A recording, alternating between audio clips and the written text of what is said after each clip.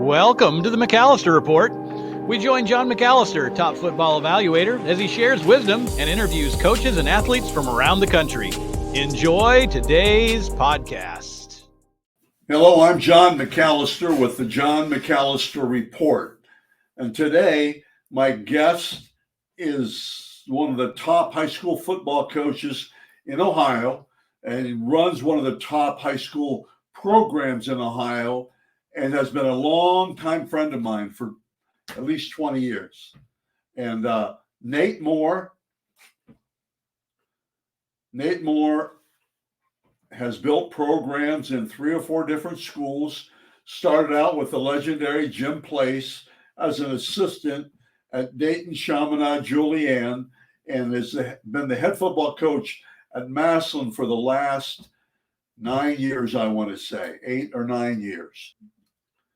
Won the Ohio High School Football Playoffs last year, champs, and I'm really excited to have him on today. He's a wealth of knowledge and experience, and he talks about a lot of different things in our interview. So if you would sit back and enjoy my podcast with Nate Moore, the head football coach at Massillon High School.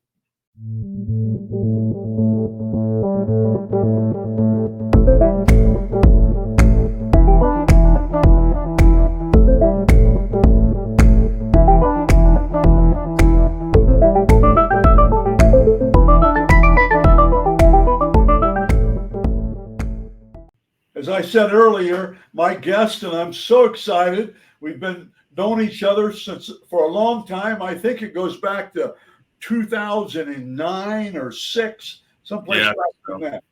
But Nate Moore, head football coach at Massillon, Washington, is my guest, and a very successful one. Coach, how are you? I'm great, John. Thanks for having me on. Like you said, we've known each other for a long time, and I remember working the offensive line at your camps, back in, like you said, 07 or 08, 09, sometime in that era. And I appreciate everything that you do for high school football players in the state of Ohio. Well, I appreciate it. My camps, I remember in Cincinnati, and you came up to me and said, you apologized. I really feel bad, but I've got to check this interview out down in Cincinnati at LaSalle High School.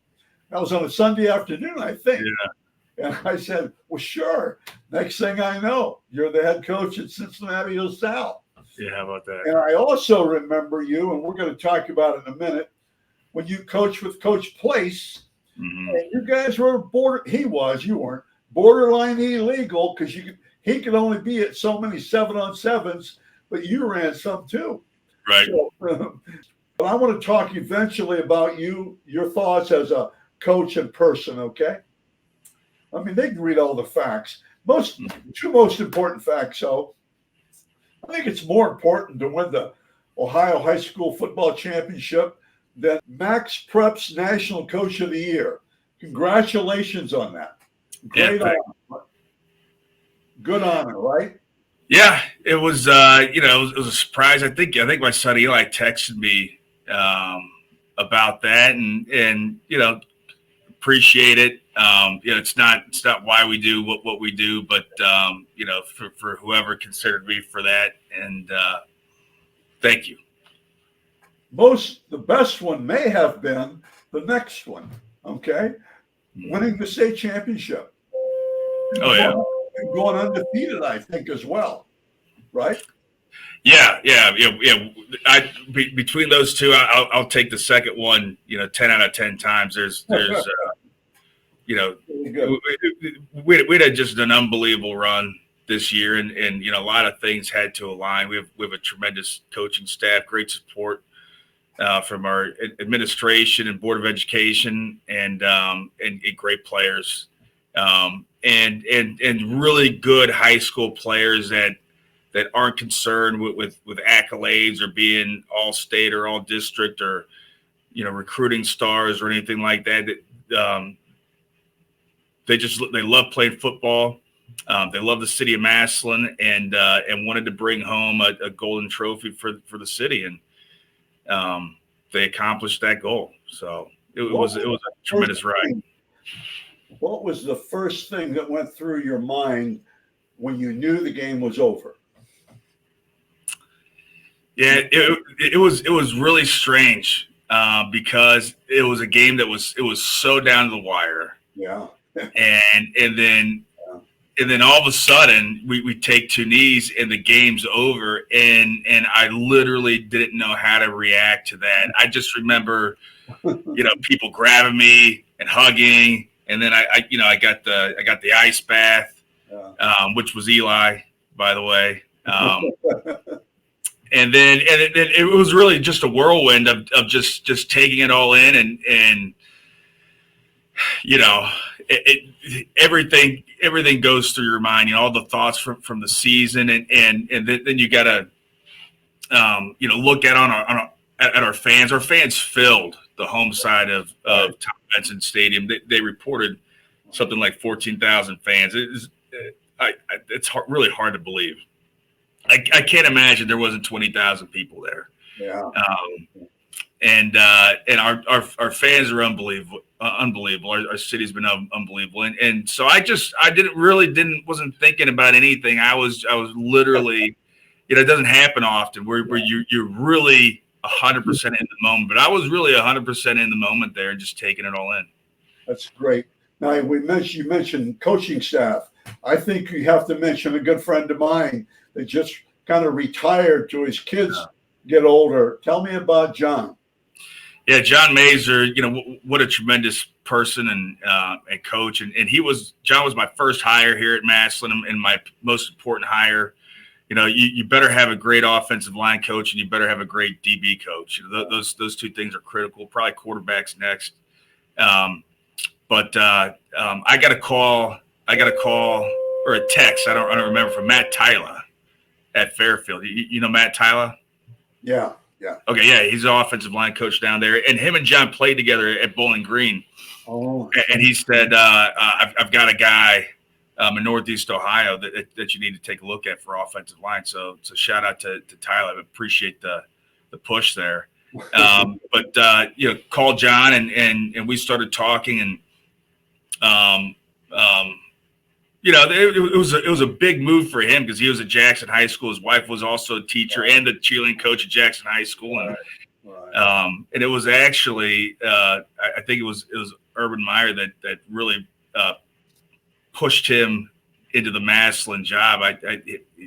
He would tell the story about me. What was that? Didn't he play for Urban? Yeah, he played for Urban. Yeah, he was a captain for Urban, and he was there. He was at BG. That was kind of Urban's first year or two at BG when things were, things were tough. They're at BG those first couple of years, and he was a captain for Urban there. So that, if that says anything, but I think Urban said something like, John, I couldn't get to Jackson High School if I wanted to. I've never been there, but I can drive to Massillon High School in my sleep. Take the Massillon job. Yeah. Something like that. Yeah. And I think that might have put it on over the edge. But so John was with me here for 9 years, and he's just an unbelievable developer of offensive linemen, individually and as a group. Yeah. We've had, I don't know, in his tenure, we had to have had 22, 23 scholarship offensive linemen that he's developed. And some of those guys were had some great measurables and whatnot. But there are guys that he developed that became Division II scholarship guys or FCS scholarship guys. Right. So I don't have enough great things to say about John Mazer. We miss him tremendously already, but I respect and his decision to spend more time with his kids, and he wants to develop them now. So I can almost sense that, Coach. The last time I talked to him, because I think but the kids were really important. Yes. You almost sense something like that. Well, one more assistant coach you got to tell me about, then we got to get going. Tell me about the most important assistant coach you have. Now, she may not be the tallest. Yeah. But she commands the respect a lot. Tell me about Becca. Yeah, Becca. Yeah, I mean, she just completely changed my life. You know, when we met and got together and then got married, and really helped me focus in on what my goals actually were, and taught me a lot about organization, to be honest. Yeah. And she's just a tremendous support, and she's in education too, which has been great. And here at Massillon, she's been in our district. So what she's been able to do in support of what I'm trying to do, it's just been unbelievable. You know, the ACT, since everything's become test optional, has not been, you know, nearly as critical as it once was. But Right. you know, when that was critical, we had an ACT program that we started and put all of our kids through it, and Wow. she ran that. Pictures, yeah. And really, you know, anything auxiliary outside of actual football that I need done or need help with, you know, she goes with me to taking kids to camps, and you know, we had the kids over for tacos during the summer, and I mean, she's the ideal coach's wife. I really lucked out when she chose me. Well, you mentioned I had an ideal coach's wife too. They're not all ideal coaches' wives. No, they're not. Especially in the new generation. Yeah. And you know, I want to say this respectfully as I can, because, you know, I respect everybody's opinion and stances and whatever in their marriages, but you know, the wrong wife can ruin a good coach, and you know, I've seen it, you've seen it, and maybe for some guys it's time to move on, but to have a wife that supports you in your career and understands and gets that, you know, there's going to be times when we're not home, right, and has their own things, and doesn't need you around all the time, and it's I think it's rare. We better shut this down on that. Okay? Yeah. The other thing, Nate, it's happening at the college level too. Okay, let's go to coaching career real quickly. I saw you. I think you were helping Coach Jim Place. He'll probably see this, so we gotta pat him on the back a little bit. Yeah. Amazing person. Yeah.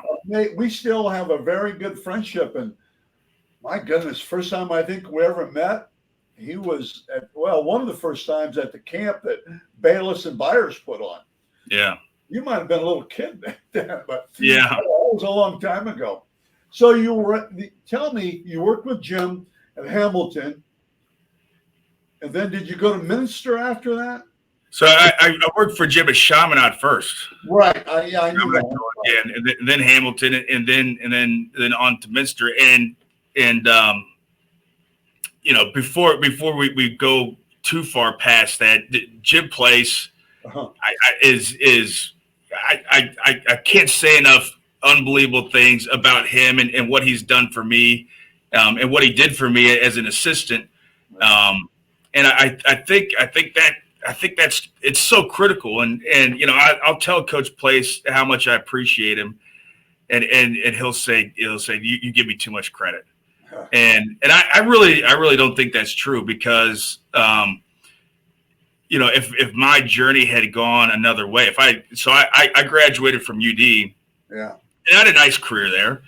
But I really hadn't really thought through what I wanted to do besides teaching or, you know, coaching or whatever. And so I decided I wanted to coach, and I knew Coach Place went to UD, and I knew he was a head coach at Chaminade because Kelly Spiker played quarterback for him, and he was my quarterback at Dayton. Right. And so I just cold called him. I just called him out of the blue and said basically, I want to coach. I want to be involved. I'll volunteer. I'm not really looking for money. I just want to be involved.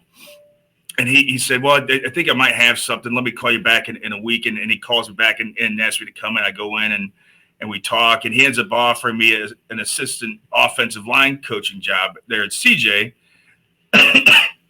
And, what if that didn't happen? I think I probably would have, still pursued coaching. But if I had started off with somebody else, I don't know that I guarantee you that I'm not the same person today. I guarantee you I'm not the same coach I am today.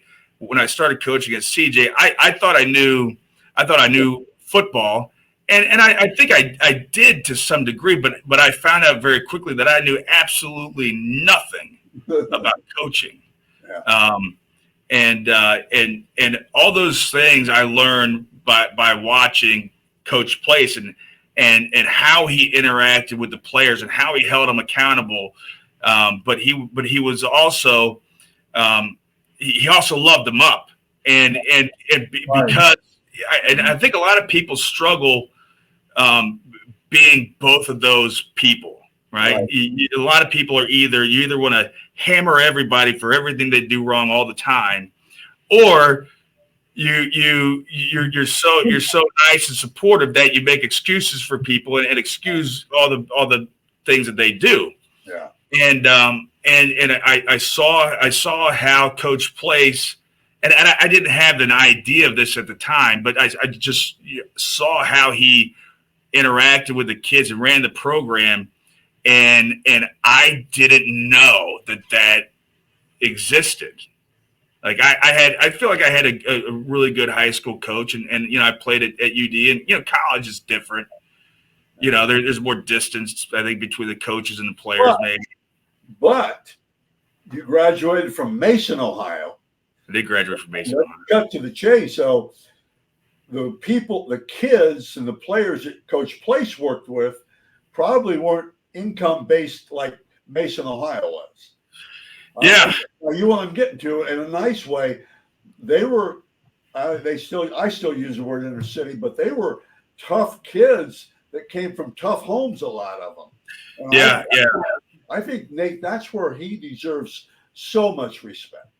Yes. Yeah. Because, and I've been in this situation, like let's say Minster, where, 98% of your kids have both parents in the home. Right.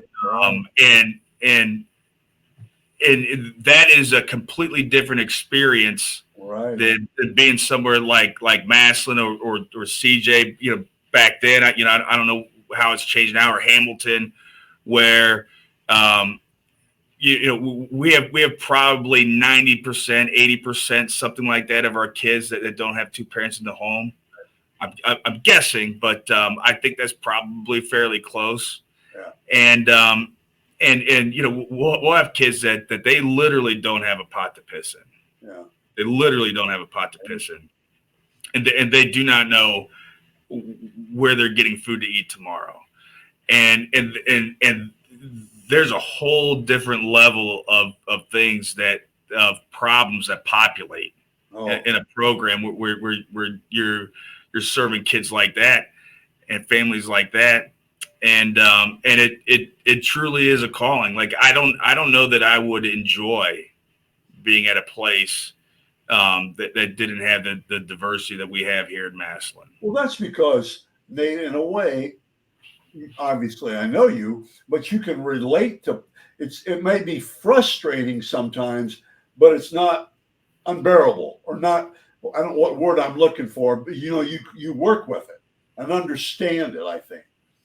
But I think, like, there's few things in life that are as rewarding than when you have a young man that was really struggling as a freshman or a sophomore, and then somewhere around their junior year they start to figure things out, and as a senior year, maybe they're a captain, or maybe they never developed into a great football player, but they were a great scout team player for us, and we're a great contributor. And now they're going to college, and they're going to be a contributor to society. I mean, it's there's nothing more rewarding than that. It's so huge. Okay, Tell me about one sentence, two sentences on Nick Saban retirement.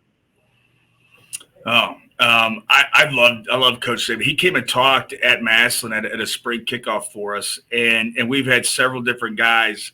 It'd be hard to top Mike Leach. God rest his soul. He was unbelievable. But Coach Saban was very personable.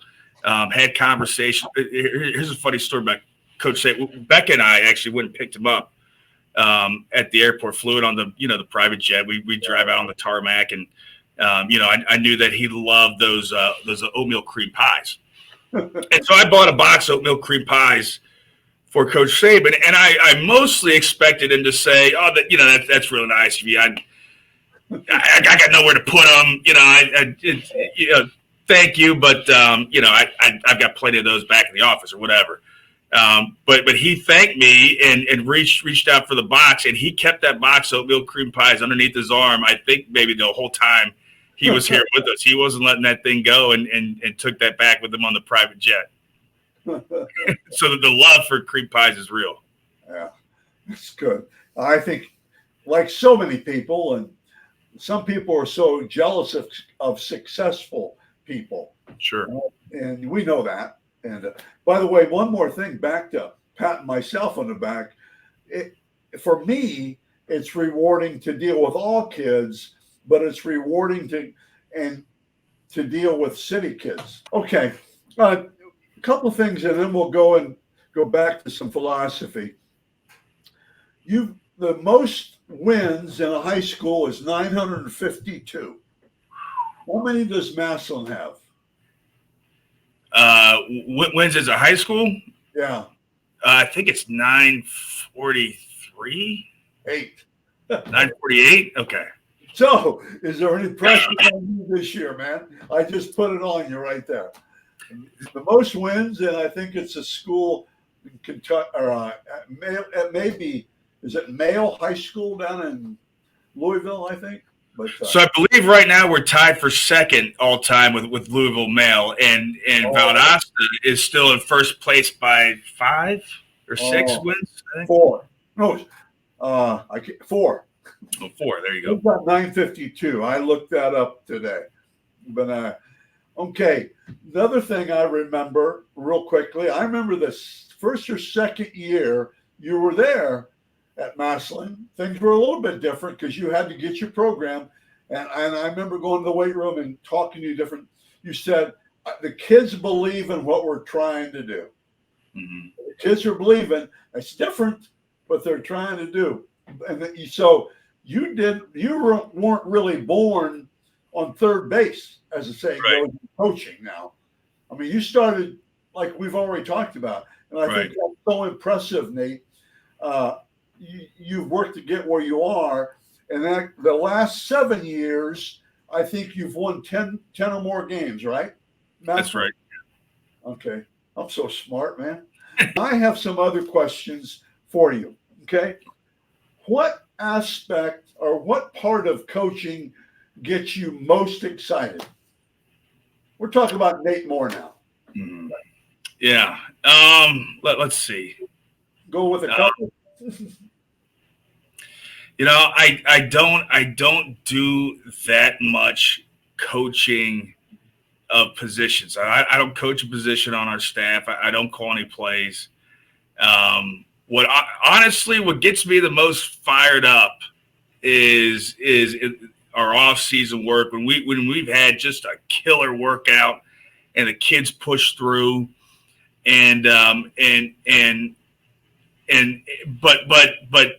but they could have done a little bit better, or this, something here, something there, and I can really hammer home a point that I've been hammering on, forever, and they've heard it a million times. But when they're dog tired, that they've just gone through it, and I get to get on them again and hammer home some points about hard work and mental toughness and being able to push through. And so I guess like the process of developing a team for me now more than, drawing up a play or anything like that. Right. And then most of them are saying, well, I'll see you tomorrow, coach. I always thought that was one of the rewarding things too. They want to come, I mean, probably not right, but they're looking forward to coming back again. Yeah. Kids, so like, and maybe today more than ever, I don't know. It seems like kids don't like discipline, but that's not true. And this is Coach Place. Yeah. Is kids / people crave discipline. People want discipline. People want structure. Oftentimes they bristle at that at first because it's also fun doing whatever you want, right? Yeah. It's not productive, probably. It's not going to get you to where you want to go.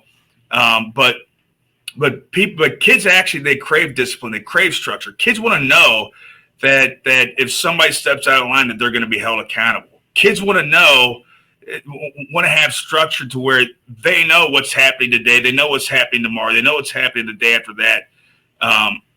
Kids want those things. And even though the way society works today is likes to push, rights over responsibilities. But I think responsibilities are important. And I think kids today, even though society tries really hard to push them in certain directions, kids crave discipline and structure. I'm glad you said it. I'm glad you used the word structure, because in my last years of teaching, I wasn't coaching at the time. I had retired. But I always used the word structure because the connotation of discipline is like the military and all this stuff. Kids want structure. This is what you're talking about. They want to know what's expected, and they will take that structure. So I'm really glad you said that. What's the best piece of advice you have for coaches? I think the best piece of advice I think is to remain humble. Keep your egos in check, and constantly look for ways to do it better and more efficiently. Okay. And I think that's something that we've done within our staff and in our program is there's no room for egos in our room. Nobody's married to any ideas. Everybody's on the same page. Everybody's goal is to win the game, and how we get there doesn't matter. Right. Right. So yeah, take egos out of it. Stay humble. Be a lifelong learner. And constantly self-evaluate, looking for better ways to do it. Okay. More efficient ways to do it. Stop. My last question for you is, what's the best piece of advice that you got from a head coach or from a coach? Any coach. As you look back, what's the best piece of advice you have gotten? Yeah. I mean, I think it's probably to don't wait till you get the job you want to do that job. Right. So like for instance, when I told Coach Place that I wanted to be a head coach, he said, okay, that's great. You're coming with me to all the head coach duties that I had to do. You're coming with me. Okay. And so the message there is you can't wait till you get a head coaching job to start being a head coach. Like you need to start being a head coach right now. Yeah. And so I think that the same thing, like maybe there's somebody that's coaching junior high football and you want to move up to the varsity level. Are you at the varsity football game saying, what can I do to help? Are you, when your season's over, junior high season's 8 weeks long. Are you weeks 9 and 10? Are you on the practice field with the varsity staff? Are you coming in on Saturday and sitting down when we're doing the game plan and watching film and just being a sponge and a fly on the wall? right? So if you're a junior high coach and you tell me you want to be on the varsity staff and you haven't done all those things, you actually don't want to be on the varsity staff, right? Because if you did, you would be doing those right now. So, you know, take ownership, get out front, and do whatever job you want. Start doing it right now, and try to check every box. For sure. You know, I would tell you, when I was in high school coaching at West Holmes, and before that I coached, but I had a chance to go to the College of Worcester as a defensive line. We ran the 4-4, so it'd be tackles and inside linebackers. But I had a chance to do that. I didn't make a whole lot of money, but I did all that stuff, everything. And, you know, when you call and ask for an interview for a head job and you tell them where you've been, it's pretty easy to get that interview. So what I'm saying, I'm agreeing with you 100%. Well, Coach Moore, I really appreciate you taking the time. And we really went into a lot of detail, and some of the other questions I wanted to ask you, you answered. So we're good. And Good. I appreciate it very much. I appreciate all that you do for me and people in the Massillon area. Okay. Thank you, John. It's great to see you. Thank you.